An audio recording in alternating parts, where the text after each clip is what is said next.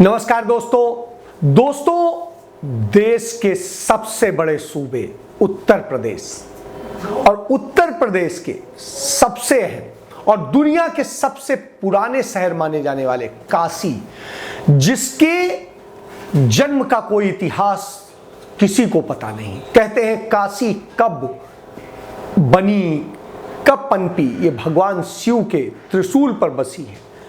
तो आप समझिए, उस काशी समेत 54 विधानसभा सीटों पर आज मतदान हो रहा है उत्तर प्रदेश की विधानसभा के लिए। इनमें 9 जिलों में मतदान हो रहा है, जिनमें वाराणसी मंडल है, आजमगढ़ मंडल है और मिर्जापुर मंडल है। एक जमाने में इनमें से तमाम हिस्से वाराणसी में ही होते थे, आज वो अलग अलग बंट गए हैं।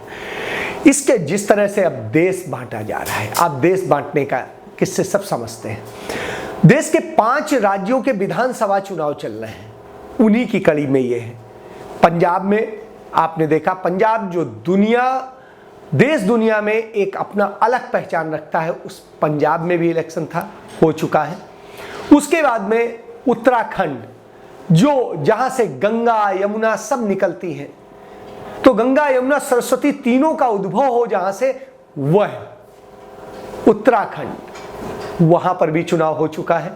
इसके बाद में मणिपुर हमारा जो है नॉर्थ ईस्ट का एक बड़ा इंपॉर्टेंट राज्य है, वहां पर चुनाव हो चुका है और वो देश की सीमाओं से जुड़ा हुआ है। दूसरी तरफ एक 5वां राज्य है गोवा पर्यटन और तमाम सारी चीजों के लिए जाना जाता है और गोवा को भारत में मिलाने के लिए बड़ा संघर्ष करना पड़ा। देश की आजादी के बाद में कांग्रेस सरकार ने, जवाहरलाल नेहरू रहे हों या इंदिरा गांधी रही हों, उन्होंने बड़ा प्रयास किया और तब गोवा आज भारत का अंग है और भारत का एक केंद्र शासित राज्य। अब आपको यह समझना पड़ेगा कि स्थिति क्या है। तो सारी जो भी स्थिति है, अब गोवा जो है कोंकणी भाषा का है, वैसे ही जो उत्तराखंड है वो गढ़वाली और कुमायूनी भाषा का क्षेत्र है। पंजाब में पंजाबी बोली जाती है, पंजाबियत है। वहाँ मणिपुरी बोली जाती है, मणिपुरी है। उत्तर प्रदेश में इतनी भाषाएं हैं कि उनको क्या कहेंगे। कहीं भोजपुरी बोली जाती है, कहीं भोजपुरी में भी कई तरह की भाषाएं हैं। कहीं ब्रज बोली जाती है, कहीं खड़ी बोली जाती है, कहीं पर बड़ी नज़ाकत नफासत की बोली जाती है और कहीं बुंदेलखंडी बोली जाती है। तो आप समझ सकते हैं कि उत्तर प्रदेश में तो अब इस समय भोजपुरी, और वो भी भोजपुरी में बनारसी क्षेत्र में चुनाव हो रहा है।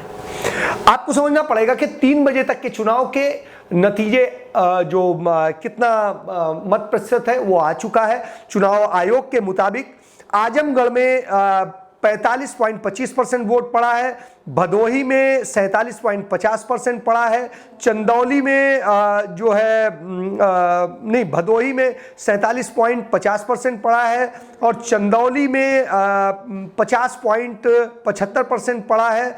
गाजीपुर में 45.56% पड़ा है और जौनपुर में 47.18% पड़ा है और मऊ जहाँ से माफिया मुख्तार अंसारी का नाम लिया जाता है, मऊनाथ भंजन, वहाँ से मऊ में 46.86% वोट पड़ा है। मिर्जापुर से, मिर्जापुर चुनार का किला और दूसरी चीज़ें आप सुनते आते हैं, तो मिर्जापुर से 44.66% पड़ा है। और इसके बाद में सोनभद्र जिला है, सोनभद्र से 49.82% पड़ा है और वाराणसी में सबसे कम 43.90% वोट पड़ा है। आप ये समझिए, वाराणसी प्रधानमंत्री का निर्वाचन क्षेत्र है। प्रधानमंत्री नरेंद्र मोदी ने 4 दिन वहां डेरा डाला और उन्होंने वहां के लोगों को समझाने का प्रयत्न किया कि आप वोट डालिए और हमारे लिए वोट कीजिए और सब कुछ करिए। मतलब पहली बार हिंदुस्तान के इतिहास में भारत के प्रधानमंत्री को इतने दिन अपने ही निर्वाचन क्षेत्र में रुकना पड़ा हो, एक छोटे से विधानसभा के चुनाव को जितवाने के लिए, कुछ सीटों को जितवाने के लिए। आप समझ सकते हैं कि इसका मतलब है विकट दशा है। इसके अलावा संवैधानिक मर्यादाओं को तोड़ते हुए जो जम्मू कश्मीर के उपराज्यपाल हैं मनोज सिन्हा, जो प्रधानमंत्री के प्रतिनिधि हुआ करते थे गवर्नर बनने के पहले, संवैधानिक पद पर हैं और वो आते हैं और वो प्रचार करते हैं, लोगों को मोटिवेट करते हैं, पार्टी भारतीय जनता पार्टी में शामिल कराते हैं। मतलब दोनों लोगों ने साबित किया कि वो देश के प्रधानमंत्री नहीं है और उन्होंने साबित किया वो राज्य के राज्यपाल नहीं है, बल्कि वो भारतीय जनता पार्टी के राज्यपाल हैं और भारतीय जनता पार्टी के प्रधानमंत्री हैं। तो समझ सकते हैं आप कि इस तरीके से चुनाव को मोटिवेट करने की कोशिश की गई। यहां पर चुनाव आयोग से लेकर के प्रशासन तक सब खेल कर रहे हैं जिससे नरेंद्र मोदी की किसी तरह इज्जत बचा ली जाए, क्योंकि उन्होंने बड़ी सारी चीजें कही हैं, बड़े सारे वायदे किए थे लेकिन हुए नहीं। बनारस अब उनको पचा नहीं पा रहा है, उनके जो उन्होंने वायदे किए थे और वो झूठे साबित हुए हैं। तो उसी कड़ी में जो है वहां पर गुजरात से ला करके पुलिस लगाई गई है और गुजरात से आई पुलिस लोगों को जबरदस्ती ये करा रही है कि आप भाजपा में वोट डालिए। पीछे रखो इसके।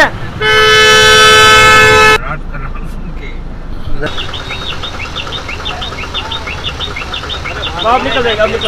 गुजरात वाले थोड़े खिलाफ होते हैं। क्यों खिलाफ नहीं होते हैं? योगी आएगा, इसे यूपी में योगी आएगा, इसीलिए आए हो आप? हाँ इसलिए आए हैं, योगी आएगा, योगी। रिकॉर्ड करे थे, करे तो हूँ, बोले करे, योगी आएगा नहीं आएगा, कोई बात नहीं। इसके अलावा बहुत सारे इश्यूज हुए हैं। आप ये समझ लीजिए कि जिस तरह से लगातार वहां पर किया जा रहा है, तो आप बवाल किए जा रहे हैं, दूसरी चीजें की जा रही हैं, उन सब चीजों को भी समझ सकते हैं। आप ये समझिए वाराणसी में जो 3 बजे तक वोटिंग हुई है, उस वोटिंग में भी स्थिति ये है कि कई जगह भाजपा और समाजवादी पार्टी के जो है कार्यकर्ता लड़ाई हुई है। उनमें यह हुआ है क्योंकि तमाम जगह पे भारतीय जनता पार्टी के लोग वोट के लिए तमाम तरह के प्रपंच रच रहे थे।